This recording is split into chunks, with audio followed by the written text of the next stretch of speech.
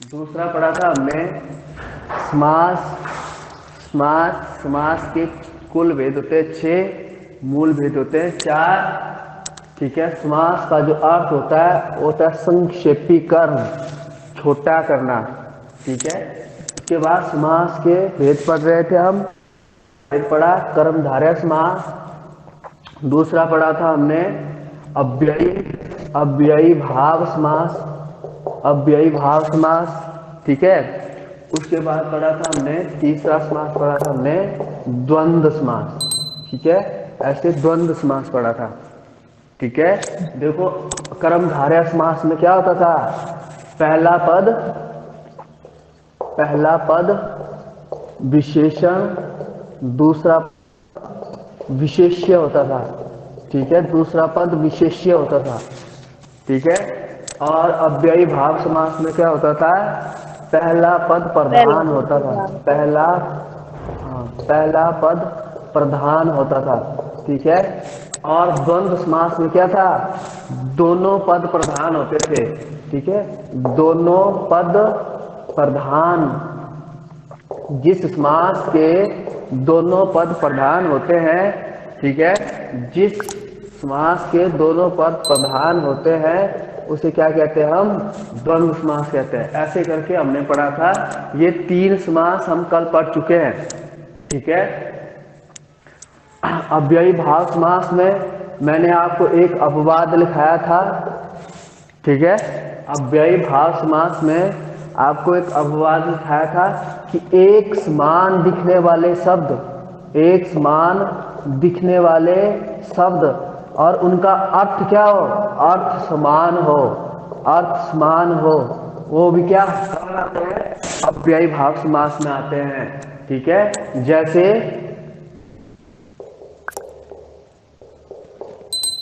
जैसे एकाएक। ठीक है। जैसे चलते ऐसे करके आपको बताया था। ठीक है। उसी प्रकार से द्वंद्व समास पढ़ा था हमने। ठीक है। दोनों पद प्रधान होते हैं, जैसे माता पिता, भाई बहन, अपना पराया। पराया। ठीक है। सुख दुख ऐसे पढ़ा था। इसमें भी एक अपवाद पढ़ा था हमने। ठीक है। क्या क्या पढ़ा था, पापा पाप, लाभा लाभ। ठीक है। धर्माधर्म। ठीक है। धर्माधर्म। ठीक है। लाभा लाभ, पापा पाप और चलते चलते। बोलो। यहाँ नहीं आएगा वो, यहाँ नहीं आएगा वो। ठीक है। पापा पाप, लाभा लाभ, धर्माधर्म और भी लिखाया था आपको एक अपवाद द्वंद्व समास में। शीतोषण सर। शीतोषण। क्या था, शीतोषण। शीतोषण। ठीक है। एक होता है शीत, दूसरा होता है उष्ण। ठीक है। तो शीतोषण। ठीक है। उल्टा होना चाहिए, यहाँ द्वंद्व समास में उल्टा होगा। अगर लाभ है तो क्या हो जाएगा, अलाभ हो जाएगा। ठीक है। जैसे पाप है तो अपाप हो जाएगा। ठीक है। जैसे धर्माधर्म है, जैसे धर्म है तो अधर्म हो जाएगा। ठीक है। तब ये द्वंद्व समास है, इसमें दोनों पद प्रधान होते हैं। जिस समास का पहला पद प्रधान हो अव्ययी भाव, दोनों पद प्रधान हो द्वंद्व समास। कर्म मतलब पहला पद प्रधान हो तो कर्मधारय। देखो यहाँ पर पहला पद प्रधान होता था, हमने पढ़ा था कार, उसमें पढ़ा था आकार। ठीक है। फिर कार, फिर क्या पढ़ा, साकार। ठीक है। फिर पढ़ा कार। ठीक है। बे लगा दो इसमें, बेकार। ठीक है। क्यों कार, इसमें और जोड़ दो निकार, ऐसे करके। ठीक है। पहला पद प्रधान होगा। ठीक है। जैसे आ लग गया, पहला पद प्रधान हो गया। सा लग गया, पहला पद प्रधान हो गया। बे लग गया, पहला पद प्रधान हो गया। जिस समास का पहला पद प्रधान होता है अव्ययी भाव समास, अव्ययी भाव समास कहलाता है। ये हम कल कर चुके हैं। कर्मधारय समास में मैंने बताया था पहला पद विशेषण, दूसरा पद विशेष्य होता है। जैसे जैसे जैसे जैसे नीलकंठ, ठीक है, जैसे नील गाय, जैसे, और बोलो, जैसे नव युवक, नव युवक, है ना। पीताम्बर, जैसे पर्णकुटी, पर्णकुटी, हाँ, पीताम्बर, महात्मा, ठीक है। ये सारे में क्या, इन सब में कौन सा समास है? कर्मधारय समास, ठीक है। क्या है पहला पद क्या है? प्रधान है इसमें। पहला पद क्या है? सॉरी, विशेषण है, ठीक है। जैसे नव है, तो नव का मतलब क्या होता है? नया, है ना। युवक नया होता है, तो इस युवक की विशेषता है, विशेषण हो गया इसमें कि वो नव है, नया है, ठीक है। और ये नव जो है विशेषण है, ये युवक क्या है? विशेष्य है। जिस समास का पहला पद विशेषण, दूसरा पद विशेष्य हो, उसे बोलते हैं हम कर्मधारय समास, ठीक है। ये हम पढ़ चुके हैं कल। और मैंने इसमें ये भी बताया था कि पद के बीच में क्या क्या आए? रूपी आए, है जो आए, ठीक है। ऐसे करके भी पढ़ा था हमने, ठीक है। तो जैसे मैंने बताया था आपको, पर्णकुटी, पत्तों के समान कुटी, बताया था ना कल, ठीक है। तो ये हम जो पढ़ चुके हैं, इसके आगे हम लोग अभी पढ़ना, हम लोगों ने इससे आगे 3 और बचते हैं, वो आज पढ़ेंगे हम। देखो आप, चौथा समास लिखना आपने, चौथा समास लिखना आपने द्विगु समास, द्विगु समास लिखो। नेक्स्ट समास है द्विगु समास लिखना आपने, ठीक है। देखो, इसमें पहला पद, इसमें क्या होता है? पहला पद संख्यावाची होता है, ठीक है। पहला पद क्या होता है? संख्यावाची होता है। तो कौन सा समास होता है? द्विगु समास होता है, ठीक है। जैसे लिख लेना आपने, जैसे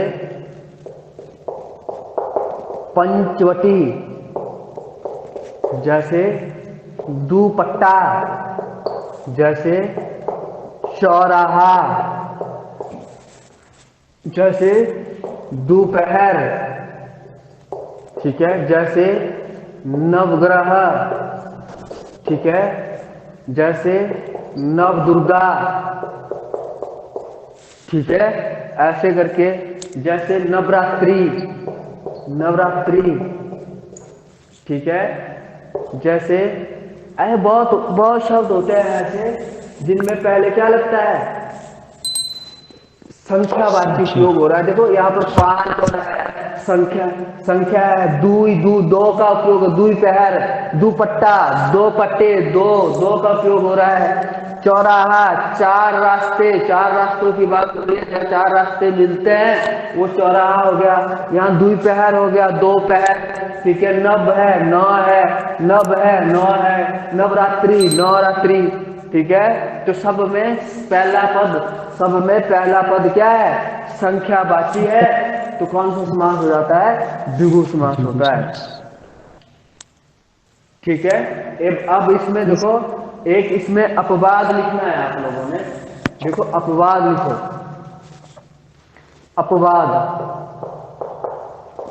ठीक है। इसमें एक अपवाद होता है कि 9 से ऊपर के अंक, 9 से ऊपर के अंक,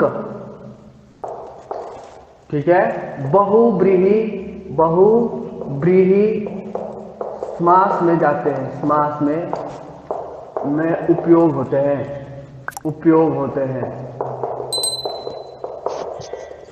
ठीक है। 9 से ऊपर के अंक बहुब्रीहि समास में उपयोग होते हैं, बहुब्रीहि बहुव्रीहि समास में उपयोग होते हैं, ऐसा लिखना आपने, ठीक है। 9 से ऊपर के अंक बहुव्रीहि समास में उपयोग होते हैं, ठीक है। जैसे जैसे जैसे दशानन, दशानन, ठीक है। द्वादश, दशानन, 9 से ऊपर के, अब आपसे पूछ ले 21, आपसे पूछ ले 11, 12, ठीक है, ये सारे क्या होंगे, बहुव्रीहि समास में आएगा, क्योंकि 9 से ऊपर के अंक कहाँ उपयोग किए जाते हैं, बहुव्रीहि समास में उपयोग किए जाते हैं। 9 से ऊपर के अंक द्विगु समास में उपयोग नहीं होते हैं, ठीक है, ये अपवाद है। बहुव्रीहि समास, नेक्स्ट समास पढ़ेंगे हम बहुव्रीहि समास, ठीक है। नेक्स्ट लिखो बहुव्रीहि समास, ठीक है, बहुव्रीहि समास। नेक्स्ट समास है बहुव्रीहि समास। देखो इसमें तीसरा पद प्रधान होता है, इसमें तीसरा पद प्रधान होता है, प्रधान होता है, इसमें तीसरा पद प्रधान होता है, ठीक है, बहुव्रीहि समास में। देखो उधर हमने जब शब्द पढ़ा था पहले, तो शब्द में भी हमने पढ़ा था, रचना के आधार पर हमने शब्द पढ़ा था, और वहां पर हमने पढ़ा था कि जिस शब्द का विशेष अर्थ निकले, कौन सा शब्द होता था वो, रचना के आधार पर। अच्छा चलो ठीक है, रचना के आधार पर त्रिनेत्र, त्रिनेत्र कौन सा शब्द है रचना के आधार पर, योग रूढ़, योग रूढ़, योग रूढ़ शब्द है, ठीक है। रचना के आधार पर शब्द के कितने भेद होते हैं, 3, 3 भेद होते हैं, ठीक है। तो ये इसमें तीसरा पद प्रधान होता है, तो बहुव्रीहि समास होता है, तो यहाँ पर भी वही है, ठीक है, कि इसमें तीसरा पद प्रधान होता है, ठीक है। लिखो जैसे जैसे जैसे लिखना है आपने त्रिनेत्र, ठीक है। जैसे लिखो, आगे लिखना आपने लंबोदर, ठीक है। जैसे लिखो आप त्रिभुवन, ठीक है, त्रिभुवन लिखो। और लिखना आपने जैसे अंगरक्षक लिखो, ठीक है, पंचानन, अंगरक्षक, ठीक है, पंचानन, चतुरानन, ठीक है, चतुरानन, पंचानन, ठीक है, अंगरक्षक। और लिखो एक चतुरानन, पंचानन, त्रिभुवन, ठीक है। एक लिखो पंचाली, इसी भी लिखना पंचाली, ठीक है। त्रिनेत्र, लंबोदर, त्रिभुवन, पंचानन, अंगरक्षक, पंचाली, ठीक है। और लिखो जैसे चक्रपाणी हो गया, चक्रपाणी, चंद्रमौली, चंद्रमौली, चक्रपाणी मतलब चक्र को धारण करने वाला, ठीक है।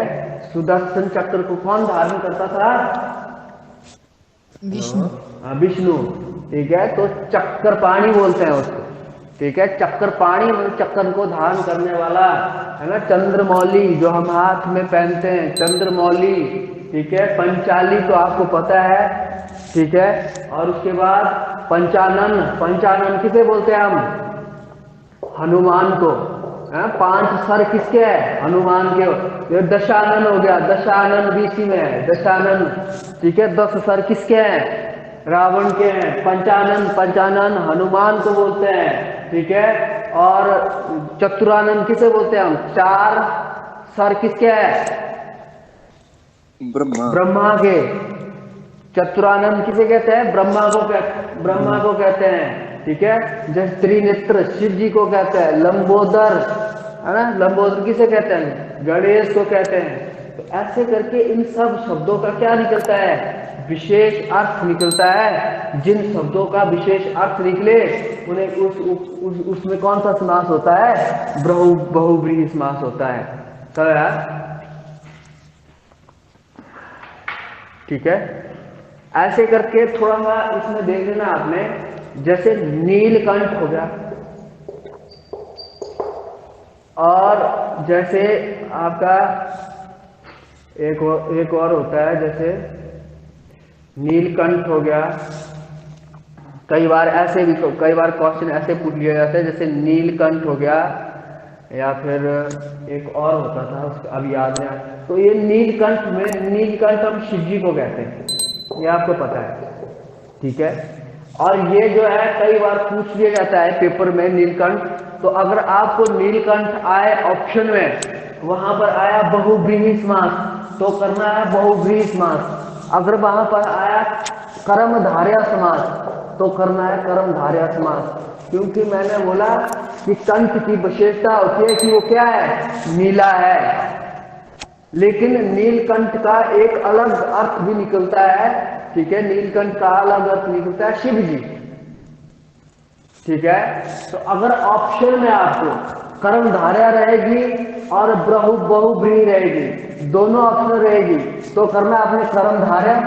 अगर ऑप्शन में बहुव्रीहि नहीं आया, कर्मधारय आया, तब तो ठीक है कि कर्मधारय ही है। ठीक है, और कर्मधारय नहीं आया ऑप्शन में, वहां पर बहुव्रीहि दिया है, तो आपको क्या करना है? बहुव्रीहि समास करना है। क्योंकि ये दोनों के दायरे में आता है। जैसे नीलकंठ है तो दोनों के दायरे में आता है। ठीक है, जैसे एक और था, जैसे महादेव, ये होता है महादेव। ठीक है, देवों में है जो महान, ठीक है, वो महादेव। ठीक है, लेकिन महान होना उसकी विशेषता भी है कि वो महान है। ठीक है, देवता की विशेषता है कि वो महान है। ठीक है, तो ये महान है, तो ये विशेषण हो गया, ये देव हो गया, तो विशेष्य हो गया। ठीक है, आता ये कर्मधारय समास के नियम में भी, बहुव्रीहि के नियम में भी। क्योंकि महादेव का एक विशेष अर्थ भी है कि वो देवों में महान है। किसे कहते हैं? शिव जी को कहते हैं। ठीक है, तो ये थोड़ा हम देख लेना इसको। दोनों ऑप्शन होगी क्वेश्चन में, तो आपने करना है उसको कर्मधारय समास। अगर कर्मधारय नहीं होगा तो करना है बहुव्रीहि समास। ठीक है, ये देख लेना है। नेक्स्ट लिखो आप। ठीक है, लास्ट बचता है बहुव्रीहि के बाद तत्पुरुष समास। ठीक है, तत्पुरुष लिखो।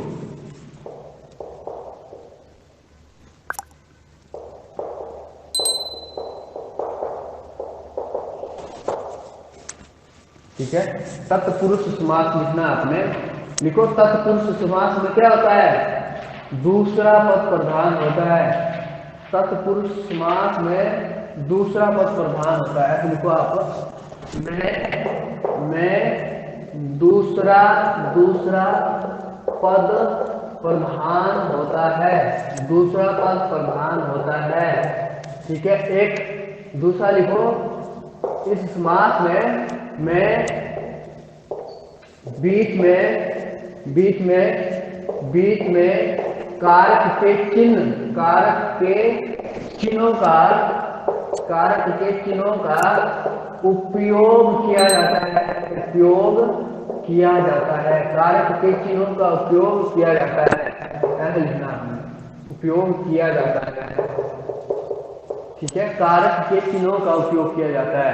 तत्पुरुष समास में दूसरा पद प्रधान होता है और बीच में कारक के चिन्हों का उपयोग किया जाता है, ऐसा आपको लिखना है। ठीक है, ठीक है, कारक के चिन्ह कौन कौन से होते हैं? ठीक है, वो लिखना आपने। कर्ता ने कर्म को करण से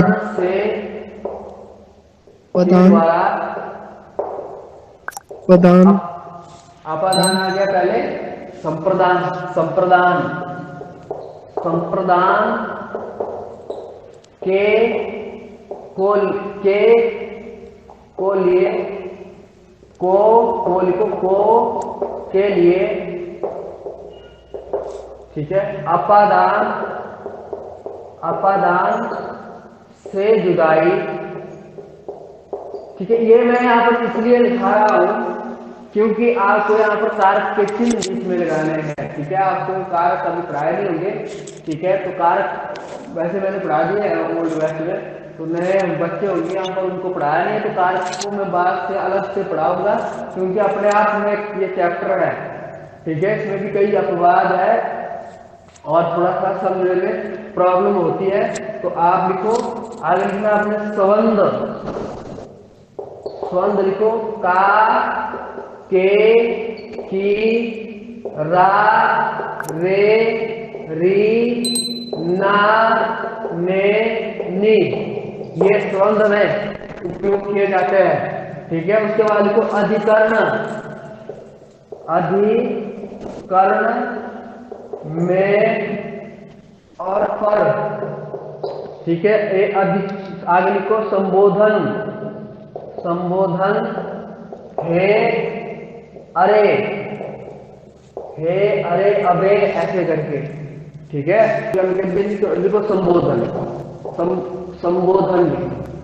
संबोधन, ठीक है, हे अरे ऐसे, ठीक है। ये कारक होते हैं 1 2 3 4 5 6 7 और 8, ठीक है। ये 8 कारक है। कर्ता ने कर्म को कर्ण से के द्वारा संप्रदान को के लिए अपादान से जुदाई, स्वंद का के की रा रे री ना ने नी, ठीक है। अधिकरण में पर और संबोधन हे अरे, ऐसे करके कारक के 8 भेद होते हैं, ठीक है। तो तत्पुरुष समास में एक तो दूसरा पद प्रधान होता है और उसके आगे क्या होता है कि बीच में कारक के चिन्हों का उपयोग किया जाता है, ठीक है। और कारक के चिन्ह कौन कौन से होते हैं, ये होते हैं जो मैंने यहाँ पर लिखवाए आपको, ठीक है। अब देखो इसमें लिखना आपको जैसे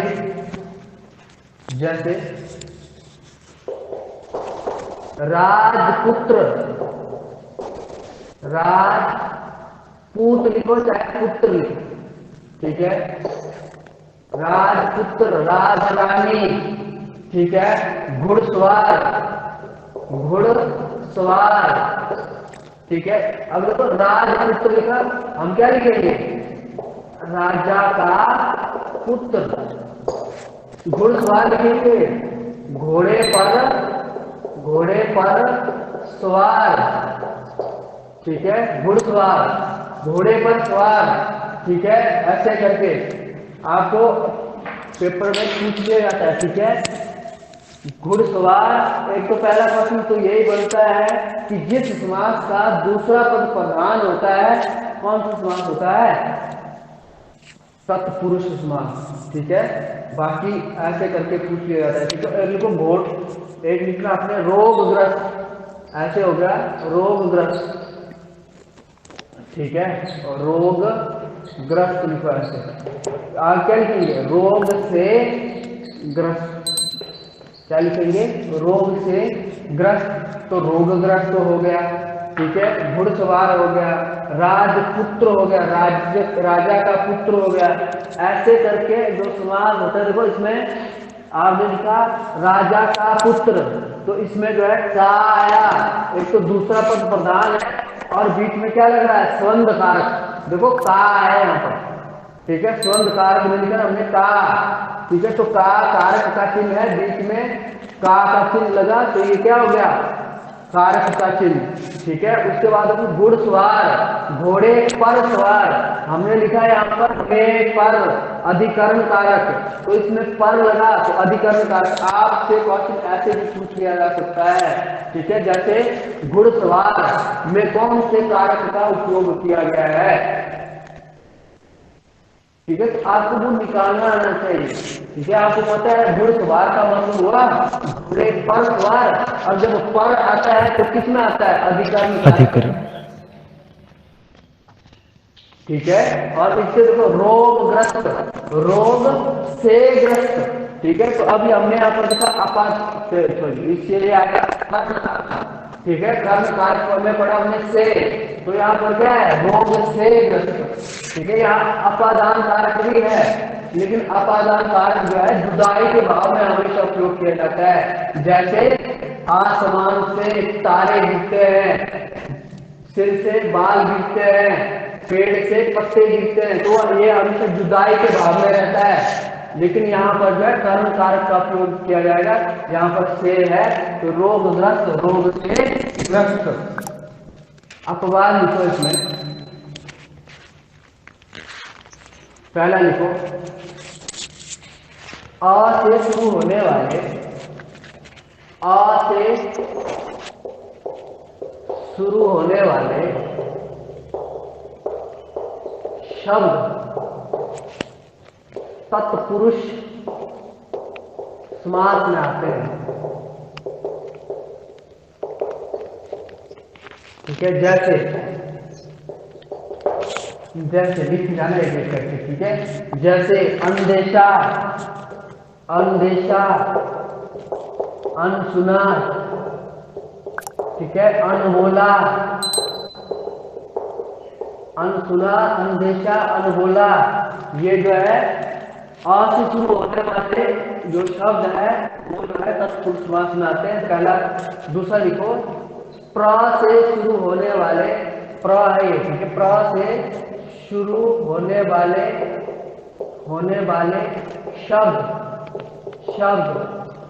ठीक है, ये भी तत्पुरुष समास में आते हैं। ठीक है, लिखो, जैसे, ठीक है, जैसे प्रखर, प्रखर, प्रचुर। ठीक है, प्रखर, प्रचुर। ठीक है, प्रणाम हो गया, जैसे आप प्रणाम लिखते, प्रणाम हो गया जैसे। ठीक है, प्रमेय, प्रमेय हो गया जैसे, प्रमोद हो गया जैसे। ठीक है, ऐसे करके जो प्र से शब्द है प्रचलित है। ठीक है, प्रचलित है, जैसे प्रचलित है। ऐसे जब शब्द आपके पास आएंगे प्र से, तो क्या करना है आपने, तत्पुरुष समास करना है। जब आ से शुरू होने वाले, जैसे अनदेखा, अनसुना, अनबोला, अनोखा, है अनोखा, ऐसे करके। ठीक है, ऐसे करके जब शब्द आएंगे आपके पास, तो क्या होंगे, वो तत्पुरुष समास कहलाएंगे। ये थोड़ा अपवाद है, मैं अपवाद स्वरूप इसको लिखा रहा हूं।